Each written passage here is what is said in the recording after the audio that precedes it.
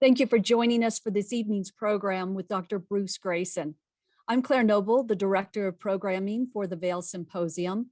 On behalf of Chris Sable, our Executive Director, Dale Mosier, our Board Chairman, and the entire Veil Symposium Board, welcome. We are now in our 49th year of providing the Veil community with thought-provoking and affordable programming. 2 items to be aware of before we get started. Please use the Q&A option at the bottom of your screen to submit questions for tonight's speaker. You can type those in there at any time. We'll get to those later in the program, and we'll get to as many as time permits.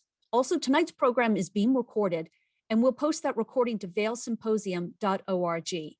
I'd like to take just a moment to thank the individuals and organizations who've helped make tonight's program possible.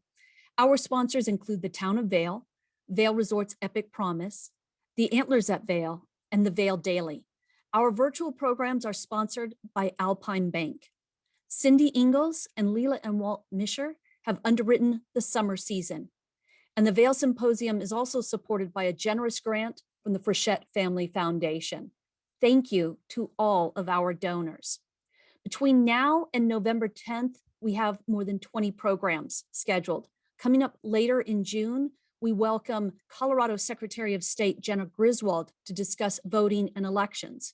We also welcome Colorado Attorney General Phil Weiser to discuss Colorado's antitrust lawsuit against Google. In July, we welcome Ambassador Christopher Hill to discuss the future of U.S. foreign policy.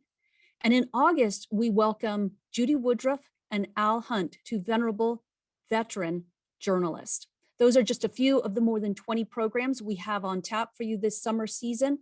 Coming up next week on June 16th, we have the first of our Great Decisions programs. This one's going to be on supply chain.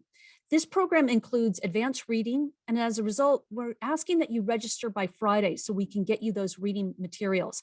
And then in the program, it's an actual discussion program. So people who are looking for a more participatory experience, I think will love the Great Decisions programs. Now we welcome Dr. Bruce Grayson, Professor Emeritus of Psychiatry and Neurobehavioral Sciences at the University of Virginia School of Medicine. He served on the medical school faculty at the Universities of Michigan, Connecticut, and Virginia. He was a co-founder and president of the International Association for Near-Death Studies and editor of the Journal of Near-Death Studies.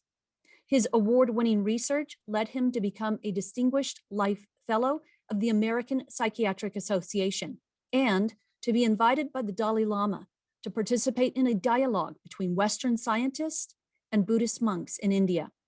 His recently released book, After a Doctor Explores What Near-Death Experiences Reveal About Life and Beyond, is the culmination of almost a half a century of scientific research. Before I turn things over to Dr. Grayson, I just want to remind everyone to please use the Q&A option at the bottom of your screen to submit questions for Dr. Grayson. We'll get to those later in the program.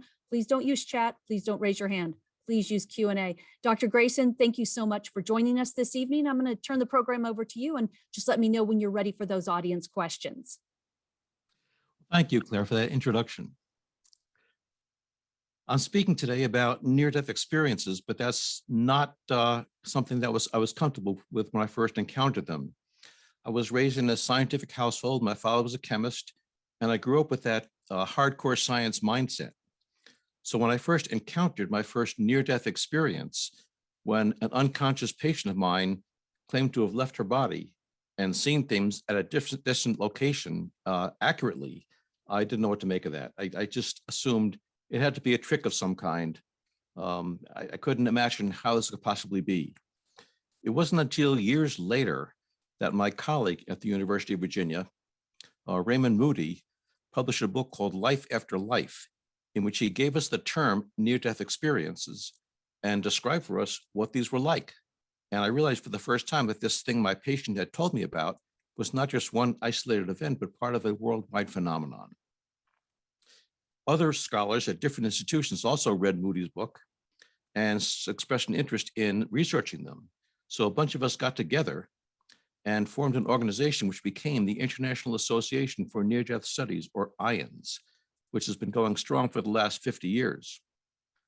I became the editor of the Journal of Near-Death Studies for the next quarter century, And over the last 40, 50 years, I've come to appreciate not only that these are real experiences, but they're very important experiences as well. And I want to share with you now what I've learned during that time.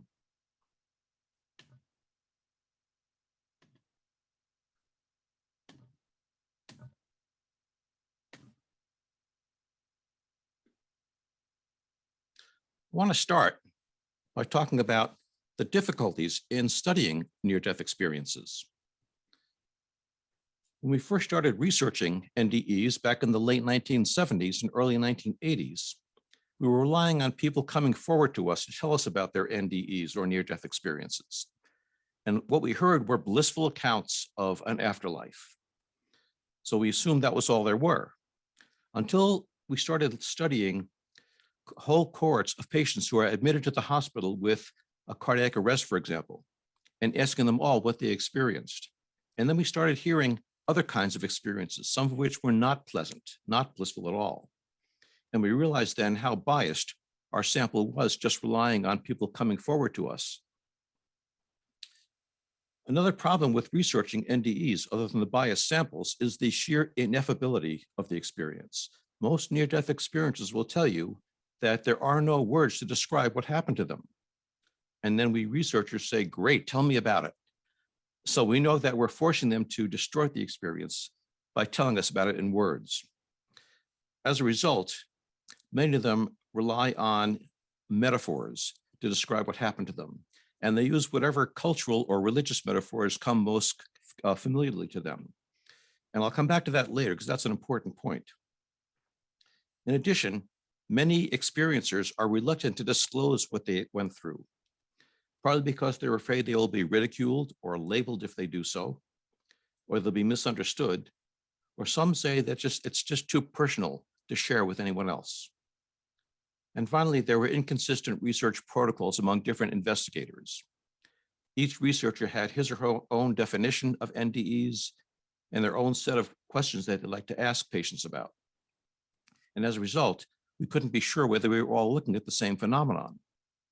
As a result of that, we eventually developed the Near-Death Experience Scale, or NDE scale, to give everyone a consistent definition of NDEs and a consistent set of questions to ask.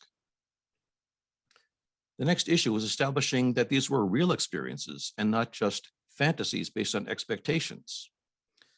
And we quickly realized that NDEs were not like what people were expecting to have happen to them. What do people expect to have happen to them? Well, largely it's based on what their religions told them to experience. And near-death experiences are nothing like the typical heaven and hell experiences that most of our religions talk about. Nowadays, most people's expectations of an NDE come from the model that Raymond Moody published in his 1975 book. Most of us are familiar with this.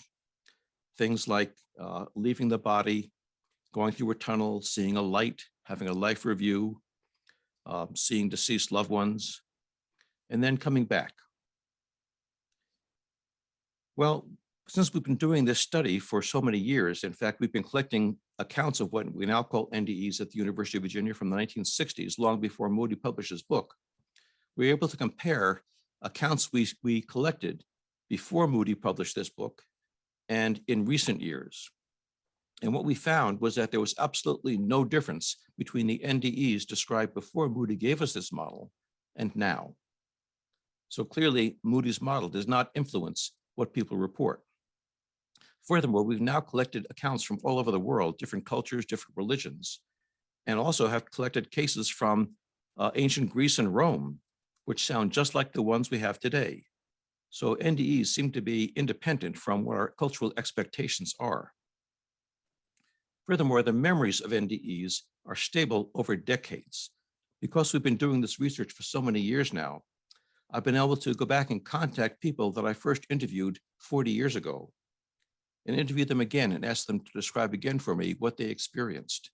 And what we found was that there was no change in what they told me 40 years ago and what they tell me now. So the memories remain stable over decades, which says something about there being real experiences. Most experiencers tell us that the NDE was realer than real, that what happened in the other realm or other dimension was more real to them than what happens in this physical world. Now, that alone doesn't say anything that's worthy of proof. But there's a scale now that's been developed to compare and contrast memories of real events from memories of imagined events. And I gave this scale to near-death experiencers and asked them to rate the memories of their near-death experience on this scale, and also rate the memory of another important event from the same time in their life. And furthermore, to rate a fantasized or imagined event from that same period of their life, something they thought was going to happen but didn't, or a vivid dream. And what we found was that the memories of the NDEs were more like the memories of real events than the memories of imagined events. In fact, they appeared on this scale to be more real than the memories of the real events, which is exactly what the near-death experiences were saying, that the near-death experience is realer than real. So what are these consistent parts of or features of the NDE that seem to be consistent across cultures and across religions? There are consistent changes in thought processes. People report that their thoughts are faster and clearer than ever before, that there is no sense of time in the near-death experience. It's as if everything's happening all at once, or there just is no passage of time. They report reviewing their entire lives, and they report a sense of revelation or sudden understanding of everything. They also report changes in feeling states or in emotional states, a sense of overwhelming peace and joy, a sense of cosmic unity or being one with everything, and an experience of unconditional love from a divine being. They're what we call paranormal features, for lack of a better term. Your senses like vision and hearing being unusually vivid, more so than usual, a sense of frank extrasensory perception, seeing visions of future events, and having an out-of-body experience or feeling of like you're leaving the body. There are also what we call otherworldly features, an experience of being in some other realm or dimension that's not the physical world, of encountering some mystical being, seeing deceased or religious spirits, and coming to a border or point of no return beyond which you can't continue and still come back to life. So what do scientists make of these? How do they try to explain these near-death experiences? Well, there are some consistent physiological explanations that have been suggested, such as lack of oxygen causing these near-death experiences. Well, we know what happens when you have lack of oxygen. You become very agitated, confused, belligerent, frightened. And these experiences that people have with lack of oxygen are very inconsistent from person to person. This is very much unlike the calm, consistent experience of a near-death experience. Furthermore, there have been studies done in the US and the UK that have actually measured oxygen levels in patients as they approach death. And what they find is that those who have near-death experiences actually have better oxygenation than people who don't have NDEs. So lack of oxygen does not cause NDEs. Likewise, drugs given to patients near death does not explain the phenomenon. The more drugs people are given as they approach death, the less likely they are to describe a near-death experience or describe a deep one. There have been theories about different chemicals produced in the brain near death that may contribute to near-death experiences. Many of those are hypothetical chemicals that aren't really known to be produced in the brain, but others are, such as a ketamine-like compound or endorphins or DMT, dimethyltryptamine. These are essentially speculative ideas that can't really be tested. These chemicals are produced in minute amounts in the brain, usually for a very short period of time, and we don't know where in the brain to look for them. Furthermore, it's virtually impossible to draw samples from the brain to measure these things while someone's in the middle of a near-death crisis. There have also been theories that some brain electrical activity as people are approaching death can explain NDEs. And this came originally from people's assumptions that temporal lobe seizures were producing phenomena like NDEs. We now know from additional studies that that's not the case at all, that you don't have NDE-like phenomena in temporal lobe epilepsy.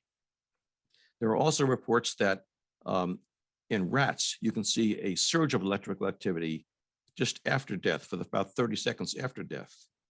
It's actually misleading to call that a surge. It's a very tiny amount of electricity, a small proportion of what's present in the rat's brains before death. And furthermore, this does not occur in humans. There are also several psychological explanations that have been proposed to explain NDEs. And the most common one is that it's wishful thinking and expectation. And the problem with that is that NDEs usually contradict people's expectations. We'll talk some more about that later, about people seeing things that were totally unexpected to them. There were also ideas that somehow NDEs were reflective of mental illness. Well, we have studied that. We've looked at the incidence of mental illness among people who have near-death experiences, and we find that it is the same among people who don't have near-death experiences. We've also looked at the frequency of near-death experiences among people who have mental illness, and we find, again, that they have near-death experiences as frequently as people who don't have mental illness. So there is no association at all, positive or negative, between NDEs and mental illness. Mitch Leister, a psychiatrist, and I studied people's attitudes towards voices they hear that no one else hears. Some near-death experiences continue to hear voices after the experience ends. And of course, many psychotic patients hear voices all the time. We looked at their attitudes toward those. And near-death experiencers almost universally find these voices to be helpful and welcomed. They find them to be comforting and guiding, and they like having them around. Whereas the psychotic patients almost invariably find these voices distressing, don't want to have them. They find them frightening and diminishing their lives. There have been many contrasts that have been written about between near-death experiences and hallucinations. They differ greatly in their context in which they occur, in their content, in the way they're remembered later on, and in their after effects. And that brings me to the most important part of the NDE from my perspective as a psychiatrist, which is the after effects, how they change people's lives. There are consistent changes in attitudes reported by near-death experiencers. The most common one is a decreased fear of death. In fact, many near-death experiencers say they are no longer afraid of death or dying. Now, when I first heard that as a psychiatrist, I was worried because I thought that might make people suicidal. I had known several people who had contemplated ending their lives, but were deterred because of a fear of what would happen to them after they died. So I did a study of people who were admitted to my hospital with suicide attempts, and I compared those who had a near-death experience as a result of the suicide attempt and those who didn't. And what I found, to my surprise, was that those who had a near-death experience as a result of the suicide attempt had much less suicidal ideation afterwards than people who didn't have NDEs. Now, that sounded counterintuitive to me. So I asked the near-death experiencers to explain that to me. And they said things like, they now see a meaning and a purpose to everything that happens to them, so that the problems they have are no longer things to be run away from, but they're there for a reason, for a purpose. They're challenges they're supposed to learn something from. They also reported that when you lose your fear of dying, you also lose your fear of living. Because you're not afraid of losing your life, you tend to jump into life with both feet, to take risks maybe you wouldn't have risked before, to enjoy life more fully, and to get the most out of life. And life becomes much more fulfilling and much more meaningful that way. And this is what they said accounted for their decreased suicidal thoughts. I should add, though, that these are not the same after effects you see in people who come close to death without having a near-death experience. Most people who come close to death will value life more after almost losing it. However, if you have not had a near-death experience, you become more fearful of losing your life, and you become much more conservative and much more cautious in your behavior, unlike the NDEers who become much more risk-taking after an NDE. They also report that they have a decreased value in worldly things, such as physical possessions, material goods, power, prestige, fame, competition. Now, this doesn't mean they don't enjoy these things. It means they are no longer addicted to them. People who have a near-death experience still enjoy good food, good clothes, and so forth, but they don't feel addicted to them the way other people do. And when they lose these things, that's fine with them also. They enjoy them while they have them, but they don't feel like they need them. Most near-death experiences also report an enhanced sense of spirituality. They feel a greater sense of connection to other people, to the natural world, to the divine. And that leads them to become much more compassionate and much more much more caring towards other people.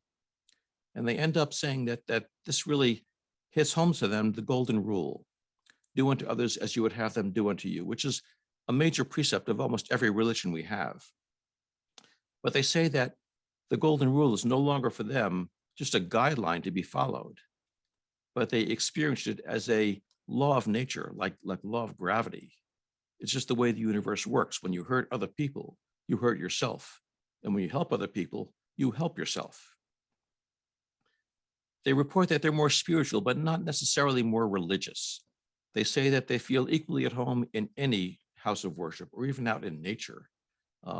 They don't tend to value their own particular religious dogma anymore. In fact, they often say that the God they experienced in the NDE was much larger than the God that their church taught them about.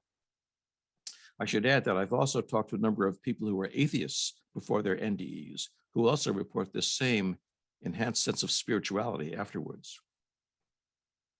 These changes in attitudes and spirituality also wind up causing changes in behavior as well. People become much more altruistic after an NDE. They tend to volunteer more. There are changes in relationships. There are changes in careers often. These may sound like they are, great changes to have, but they also can create great problems in people's lives. I've known marriages that broke up because of a near-death experience. I've known careers to break up. I've known, for example, let me give you an example of one fellow I knew who was a policeman who had a near-death experience when he bled out after a surgery. And when he recovered from that operation, he was totally changed. And he went back to his job and found that he could not shoot his gun. The idea of shooting someone else, even if they, quote, deserved it, was just something he couldn't do anymore. And he had to give up his career as a police officer and ended up going back to school and retraining and becoming a teacher. There are some problems in near-death experience after near-death experiences. People often report some challenging, if not distressing, after effects. Some near-death experiences report sadness or anger at finding themselves alive again. They often get very angry at their doctors for bringing them back. I found that the best way to deal with this is to put these near-death experiences in touch with other NDEs who've been through the same process in the past, who can share with them how they dealt with the same issues. People often report difficulty with other people's reactions to them, that other people either ridicule them for having had a near-death experience or label them as mentally ill, or on the other side, they may idolize them and put them up on a pedestal, which is totally unrealistic, expecting them to be saintly, and they're really not. They're still human beings. Many near-death experiences end up seeking help. And we're currently doing a study at the University of Virginia looking at the types of things that bring people like NDEs to seek help, what problems they have that made them seek help, what type of help they seek, and what they find helpful and not helpful about the type of help they receive. Let me talk now about the implications of near-death experiences for people beyond just the experiencer, him or herself. Let me address first the issue of whether these are biological events or spiritual events. People argue back and forth about which it is. And I would argue that this is a false dichotomy. For example, let me describe my desk. I could say, in terms of physical terms, it's made of wood and it's rectangular. and that will be an accurate description of my desk, but not a complete one. I could also say that my desk was my grandfather's desk, which he left to me as a legacy. And that would sort of be an emotional or a spiritual description of my desk, which would be accurate, but again, not complete. And you can't really understand my desk without understanding both the physical component and the spiritual or emotional component. And I would say that you can't understand near-death experiences without understanding both the biological aspects of it and the spiritual aspects of it. And often the data are ambiguous. For example, Andy Newberg, a neuroradiologist, did a study of Carmelite nuns and imaged what was going on in their brains as they were attempting to commune with God. And he found that certain parts of the brain consistently lit up when they felt they were being successful. When he showed these brain scans to his fellow neuroscientists, they said things like, oh, so that's the part of the brain that makes people think there's a God. He showed the same brain scans to the nuns, and they said, oh, well, that's the part of the brain that God uses to talk to me. So is it a biological event or a spiritual event? Near-death experiences also have profound implications for the mind-brain issue. What is the mind and what is the brain? I was taught, and probably most of you were, that the mind is what the brain does, that all our thoughts and feelings are created by the brain. Of course, we have no idea how that could be. No one's ever come up with a hint of a suggestion of an idea of how an electrical or chemical signal in the brain can produce a thought. But that's beside the point. Most scientists still believe that the brain creates the mind.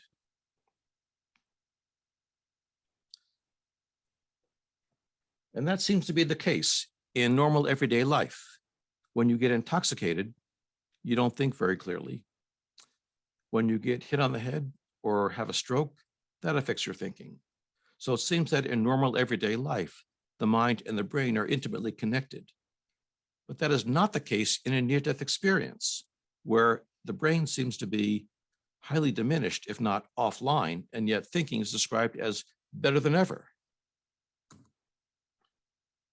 So it seems like in near-death experiences, we have consciousness, in fact, enhanced consciousness, without adequate brain activity. This occurs not only in near-death experiences, but in other phenomena as well. For example, there are people born with severe hydrocephalus, where the entire skull is filled up with fluid, pressing the brain tissue to the very inner edge of the skull, and you have a very small minority of brain tissue available there. And yet these people often have normal or sometimes high IQs. And how can that be with such minimal brain tissue? There's also a phenomenon called terminal lucidity, in which people with end-stage dementia, like Alzheimer's disease, who haven't been able to recognize family for years or able to communicate, suddenly became completely lucid again. And the family may get excited thinking that they are recovering. They carry on coherent conversations, recognize people, but you don't recover from Alzheimer's disease. And often when this happens, the people die within hours or sometimes a day or two after this happens. So again, it seems like as the brain is deteriorating, the mind becomes freed up again. There are also neuroimaging studies in the past decade of psychedelic drug trips, in which we find that the more elaborate mystical experiences with these psychedelic drugs are accompanied by a decrease in brain activity, not an increase as we would have expected. So again, it seems like in extreme circumstances, consciousness seems to be divorced from the brain. How do we explain this? One of the common ideas now is that the brain acts as a filter for the mind, that there are all these thoughts out there in the mind, and the brain filters them out and just lets a few in. And people use as an analogy a cell phone or a radio tuner. There are hundreds of radio stations out there you could be listening to. But if you listen to all of them at once, you wouldn't hear anything. So what the radio tuner does is zero in on one particular radio station and filter out all the others so you can understand the one you want to listen to. just as a cell phone picks out the one conversation you want to hear and filters out all the others going on. And the idea is that the brain does the same thing. It filters out all the, quote, irrelevant thoughts in the mind and just lets in the important ones. This is not a new idea. Hippocrates wrote about this 2,000 years ago. He wrote that the brain is the messenger or the interpreter of the mind. This makes sense from an evolutionary perspective. The brain evolved as a physical organ, just like our other physical organs. Our eyes evolved to filter out. We don't see the entire electromagnetic spectrum. We just see the visible light waves. The eyes filter out the infrared and the ultraviolet lights, which aren't important to our survival in the physical world. And the eyes just let in those wavelengths that are important to us. So it makes sense that the brain, having evolved to help us function in the physical world, would let in just those thoughts that are essential to survival in the physical world, finding food and shelter and a mate. You don't need to commune with deceased loved ones or with the deity to survive in the physical world. So the brain filters out all those miscellaneous ideas. And it's only when the brain's filter is being knocked out or weakened that these other ideas come through.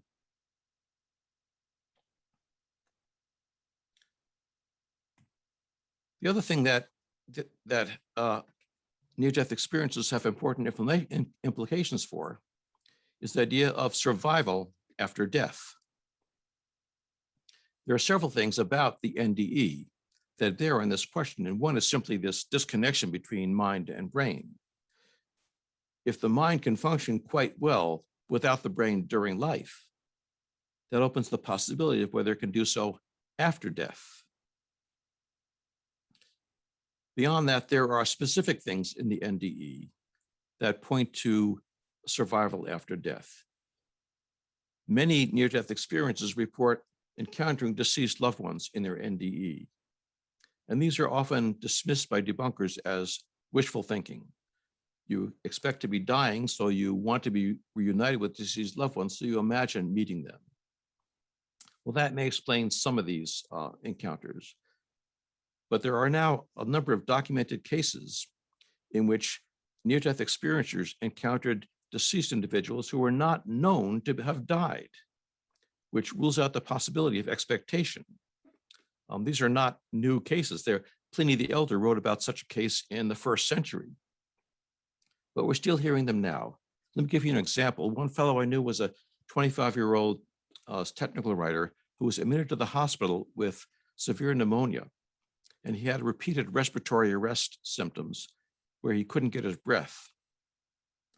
His primary nurse, who worked with him every day, was a young woman about his same age.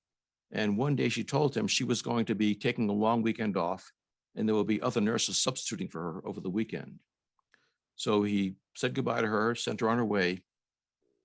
And over the weekend, while she was away, he had another respiratory arrest where he had to be resuscitated. And during that arrest, he had a near-death experience where he found himself in a pastoral scene. And to his surprise, this nurse, Anita, came walking towards him. He did a double take and said, "Anita, what are you doing here?" And she told him that he could not stay. He had to go back to his body. And she wanted him to find her parents and tell them that she was sorry that she wrecked the red MGB. She then turned and walked away. He then woke up back in his body in his hospital bed with a full memory of this experience. And the next time a nurse walked into his room, he tried to tell her about it. She got very upset and left the room immediately. It turned out that his nurse, Anita, had taken the weekend off to celebrate her 21st birthday. And her parents surprised her with the gift of a red MGB. She got very excited. She hopped in the car, took off for a drive, lost control of the car, smashed into a telephone pole, and died instantly. Not too long before this fellow's near-death experience. Now, there's no way he could have expected her to be dead or wanted to see her in his near-death experience. And certainly no way he could have known how she died. And yet he did. Which certainly speaks to the idea that something about this nurse, Anita, had survived her death and was able to communicate with him. So how long does that survival last? She had been dead a matter of hours. Do you survive for a matter of days and then die? Well, many near-death experiencers encounter deceased loved ones who have been dead for decades, deceased parents or grandparents. So we don't know how long survival lasts after death, but it's not a brief event. That raises the question of what about their religious ideas about heaven and hell and about God? Well, I mentioned before that most near-death experiencers say that there are no words to describe what they experience, and they have to resort to metaphors to describe what happened to them. And that's the way most of them relate to this idea about heaven or hell or even God. People around the world will describe a warm, loving being of light that radiates warmth and unconditional love. And if you happen to be raised in a God-centered religion, like the Judeo-Christian traditions, you may label this God. If you happen to be born in a non-God-centered religion, like Hinduism or Buddhism, you will not use that label. And in fact, many near-death experiences have told me, I'm using the word God to describe this, so you'll know what I'm talking about, but it's not the God I was taught about in church. It's much bigger than that. I'm just using that word to explain to you. One experiencer who was very impressed by the difficulty in not only speaking about the NDE, but remembering it, told me this about it. He said, even the memories when coming back into my body flattened, simplified, and became symbols of what really happened. I believe this flattening happens simply because the human brain can't understand a world so much more complex and possibly so alien. When I read about people having seen streets of gold, it's amusing because that would be a flattened example of a complex visual reference, not gold so much as vibrant and alive. So this fellow saw descriptions of streets of gold, pearly gates, and angelic figures as the best analogies people could come up with to convey what is essentially an indescribable experience. Rumi, the 13th century Sufi mystic, wrote, quote, silence is the language of God. All else is poor translation. And many near-death experiencers have said they agree with that. So what does this mean for the rest of us? What are the takeaways for the rest of us? Number one, near-death experiences are tremendously common. Research from all over the world has pretty much said that about 1 in 20 people in the general population has had a near-death experience. That means someone in your family, someone in your workplace, someone in your classroom has had a near-death experience. Number two, near-death experiences are normal experiences that happen to normal people under abnormal conditions. They have no connection to mental illness at all. Number three, near-death experiences have profound after effects, both positive and negative, that need to be addressed and acknowledged. Number four, it appears from near-death experiences that minds can function independent of brains.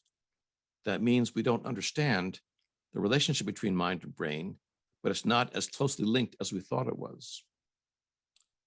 And number five, if that's true, then it's possible that mind may continue to function beyond death, which opens up the possibility for survival after death. And finally, near-death experiences imply that we are all interconnected, that there's no difference between one person and the next. And if you believe this and live by this, then you live by the golden rule. And this makes life, as near-death experiencers say, much more meaningful and much more fulfilling. Thank you.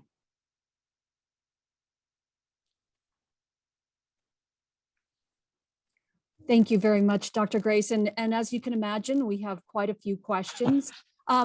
And some of these you may have answered a little bit, but I just want to go back to them. For instance, Sure. Richard Dangler is asking, have any agnostics come forward? And you did mention that you've talked Yes. to Yes. atheists. So I'm wondering, is there any kind of religious component to who experiences an NDE, or does it cut across all faiths and no faiths?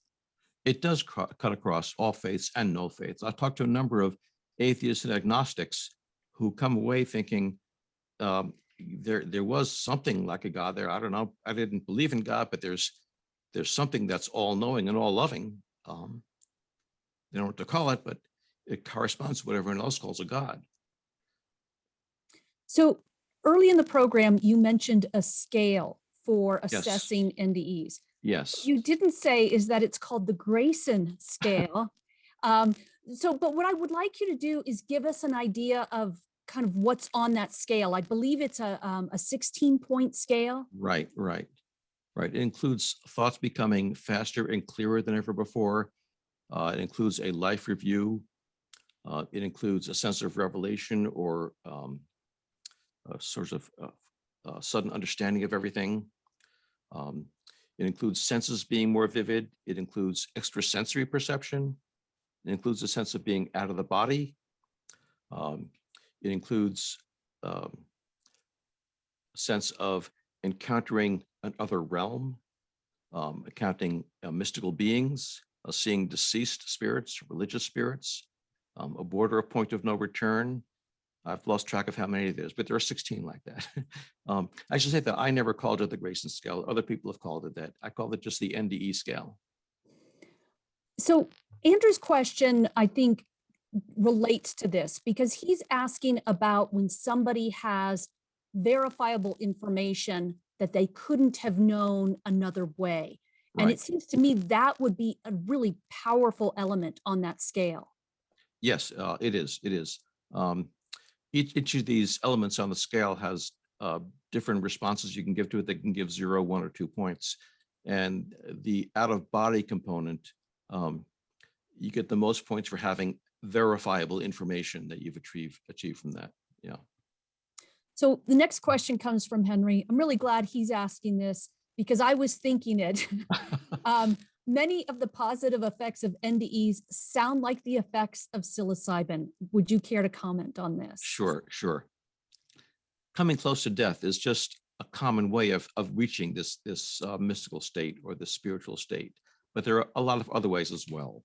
Certainly a lot of the mystical traditions, the spiritual traditions of the ages have produced the same types of states.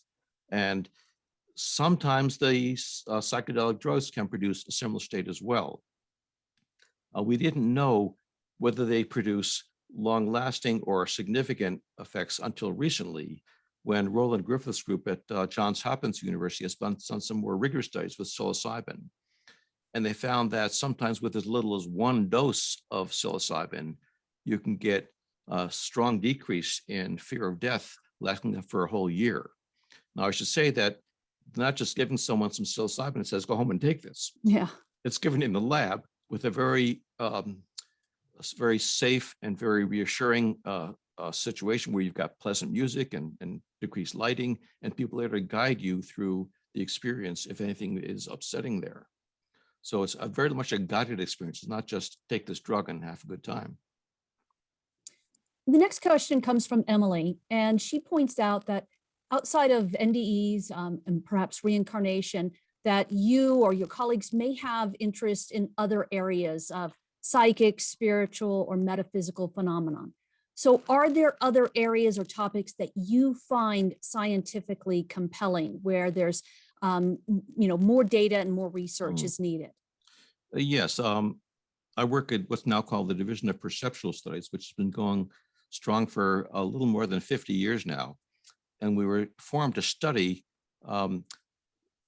phenomena that challenge the mind-brain relationship.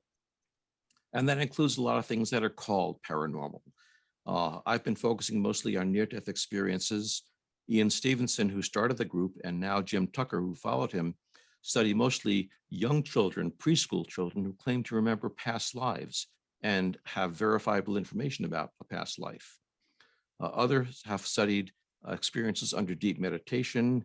Some have studied mediumship, and they have found highly significant results with some selected mediums. So there's a variety of phenomena that we are studying. We also have a state-of-the-art neuroimaging laboratory. We can look at what's going on in the brains of these people while they're doing these things. 2 years ago, we hosted Dr. Christopher Kerr. He's the CEO Yes. of the Center for Hospice and Palliative Care in Buffalo, New York. And he discussed the prevalence of end-of-life visions in his patients. Do you see a connection between end-of-life visions and near-death experiences? Do they point in the same direction? Very much so. Yeah. Chris Kerr has done a lot of work with this. There's been a lot of work done in the UK with Peter Fenwick and Penny Sartori, who've been doing research with this for the last decade or so. And they have found that a lot of the things that we report in near-death experiences, people report in end-of-life visions as well, seeing deceased loved ones, seeing deities, and so forth. The problem with end-of-life experiences is that people often die before they can tell you about them, whereas people in a near-death experience come back and share them with us. But there are a number of people, especially in hospice situations, where they can tell you about what's going on with these end-of-life visions if you're willing to hear about them. Many people will start to talk about them, and they don't have doctors as enlightened as Chris Kerr is, and they quickly get the message, don't talk about these things. These are crazy. Next question comes from Karen, and she's asking, is there a higher percentage of NDEs in males versus females and age groups? For instance, when you were talking, I was wondering, do children have NDEs? Do you have any documentation of that? We do. And children do have near-death experiences that are very similar to those of adults. They tend not to have as elaborate life reviews as you might imagine. They also don't know as many deceased loved ones to contact. Children often report seeing deceased pets, which you don't hear from adults as much. In terms of men and women, I don't think there's a real difference. We hear more accounts from women than from men, but I think that's just because men are less willing to talk about these things than women may be. I'm curious if you have an opinion on the concept of panpsychism.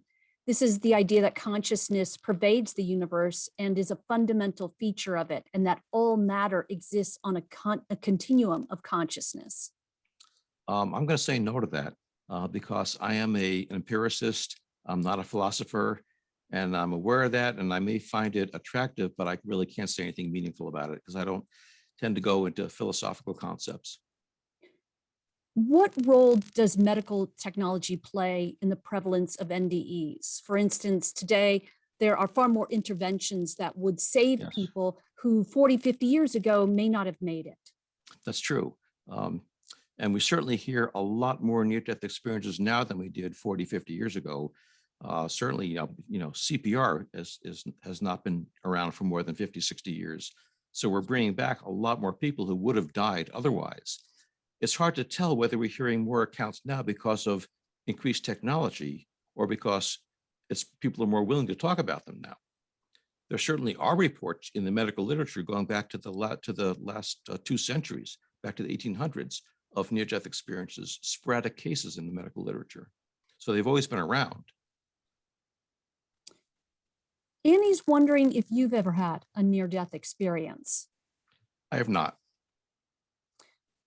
So Jim is asking about the differences between what people see and the similarities of the feelings, but I'd like to tag on to that because you briefly mentioned bias sampling in the beginning, in that Yes. people who were having a bad NDE, which I've heard is as many as 23%, weren't reporting them. So can you address the bad experiences and what are the after effects of those? Or is it like a scared straight experience, for instance? Yeah. It's not really.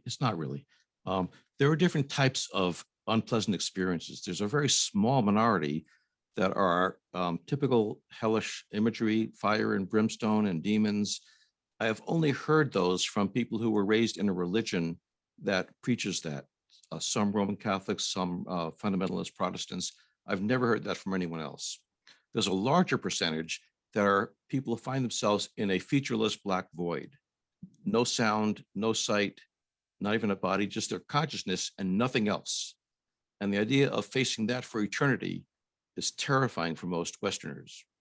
Interestingly, I've spoken to a couple of Hindus who were raised in India who had that same type of experience, and they found it was blissful. This was what their culture describes as nirvana, and it's not frightening at all to them, but it's terrifying for us. The largest percentage of unpleasant experiences, though, sound just like the pleasant ones, but they're experienced in an unpleasant way. People report being ripped out of their bodies and thrust down a tunnel at breakneck speed and confronted by this blinding light, and it's terrifying for them. And what's terrifying is that they're not in control. Nobody's in control in a near-death experience. But if you're the type of person that has a very difficult time letting go, then this experience can be very terrifying for you. And a lot of these people will say that they were fighting to get back in control, back into their bodies. And at some point, they got exhausted and they just gave up. And as soon as they surrender, it becomes a blissful experience for them. So what was unpleasant was not the experience itself, but the resistance to it. Now, most near-death experiencers have the same after effects, whether it's positive or negative, but the ones who have an unpleasant experience tend to have fewer or less pronounced after effects.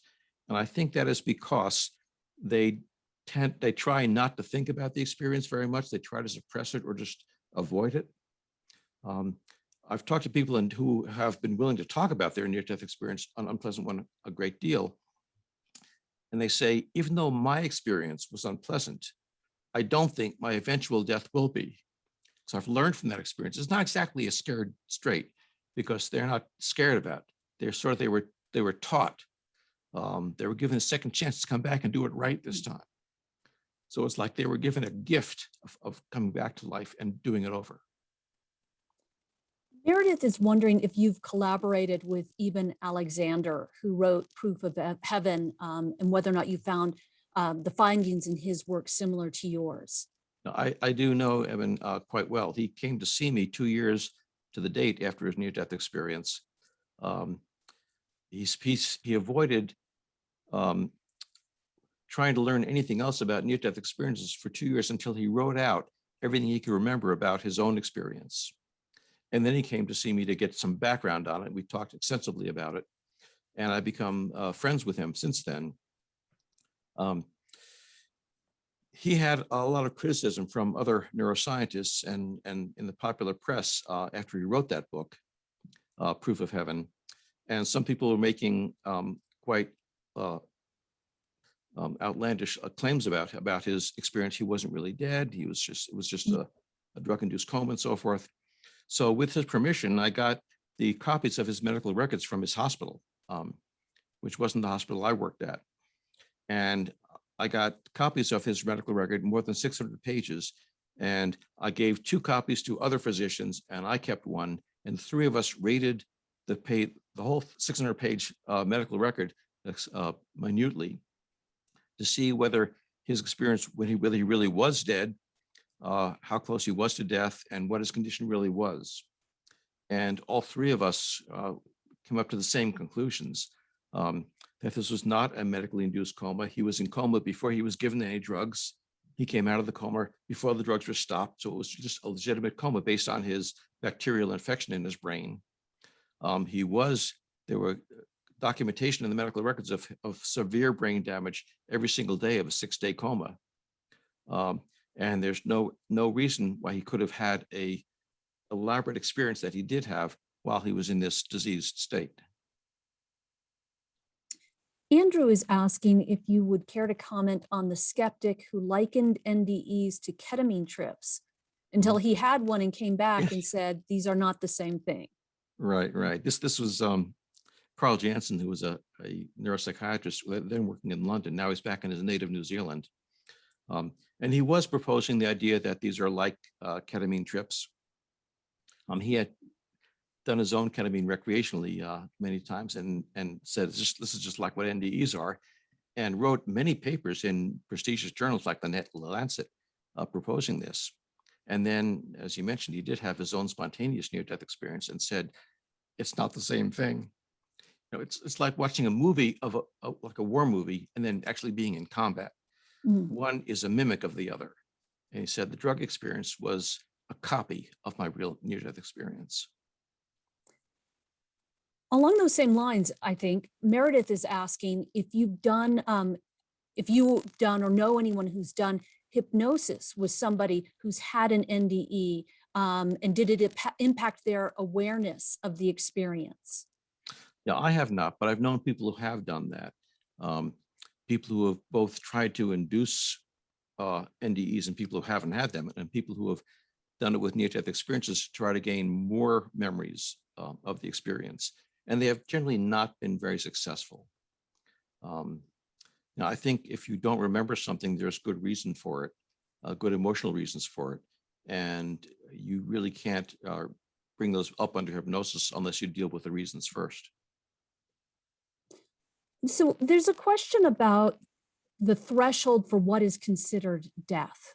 Is it loss of consciousness, loss of blood, loss of cardiac activity? What constitutes death? That's a great question, Claire, because it's changed over the centuries, and it changes almost hourly now. It used to be when you're unconscious, and then it was when you've lost your respirations, when you're breathing, and then when you lost your heartbeat. And each time we develop new technology that can measure more finely what's going on, we change the criterion. And now the criterion is usually what's called brain death, when there's no electrical activity in the brain. But clearly people are coming back from that state and describing near-death experiences. So we're still moving the goalposts to change what we think of as death. Some people like Sam Parnia, a critical care specialist from New York, is now saying that there is no moment of death, that death is a process that may take place over days as different parts of the body die off, and even different parts of the brain die off at different rates. So you can't ever say what's the moment of death. Randy is asking if there are any situational commonalities, such as whether the person was in surgery or they were in a coma or coming out of a coma, or whether or not there was common anesthesia used. Yeah, there really is not. We've been looking at those things, and we haven't found any association between how you come close to death or what drugs you were given, or whether it was a car accident or a cardiac arrest or anesthesia or surgery. Doesn't seem to have any effect on the type of near-death experience you have. We're just about out of time. This may be too big of a question to ask, but I will ask it anyway. You've heard hundreds, thousands of stories over the course of your research and your years doing this. Are there stories that really you're not able to forget, that really stick out in your mind? Hundreds of them. Every one is just an amazing story. It's hard to pick one. I put more than 100 in my book because I just couldn't limit it. There are just too many good ones. So I can't say there's any one or two that really stick out in my mind. They're just all amazing. Are there any features in some of these near-death experiences that are particularly poignant to you? Well, what's most poignant to me are the after effects, the way people's lives change. And that to me is the biggest point that points out that these are not hallucinations. People don't change their lives on the basis of hallucination, but they do on a near-death experience. And just lastly, you mentioned that people become more spiritual, but not necessarily more religious. Right. I'm just wondering if you could expand on that just a little bit more. Sure. They tend to say that most of the religions we have are rigidified and dogmatic and don't really capture what they experienced in the NDE, either the deity they experienced or the environment they experienced, and that the concepts of God and heaven and hell that they were taught in church don't come anywhere near what they experienced in the NDE. So they feel that no one religion describes it any better than any other religion. They're all just rough approximations. Well, short of all of us having NDEs and becoming enlightened, what else could we do to approximate this more connected and loving view of the world? Well, there's evidence from a number of research studies now that people who are taught college classes about near-death experiences get some of the same after effects. And because there's some evidence that learning about NDEs produces some of these changes, that's one of the reasons I wrote my book, to try to spread the word about NDEs and hopefully induce other people to start making some of these changes in their lives. Dr. Grayson, this has been fascinating. Thank you so much for joining us this evening. Dr. Grayson's book, After, is available at Amazon.com. And for everyone interested in Vail Symposium programs, please visit vailsymposium.org. Thank you very much, and good night, everyone.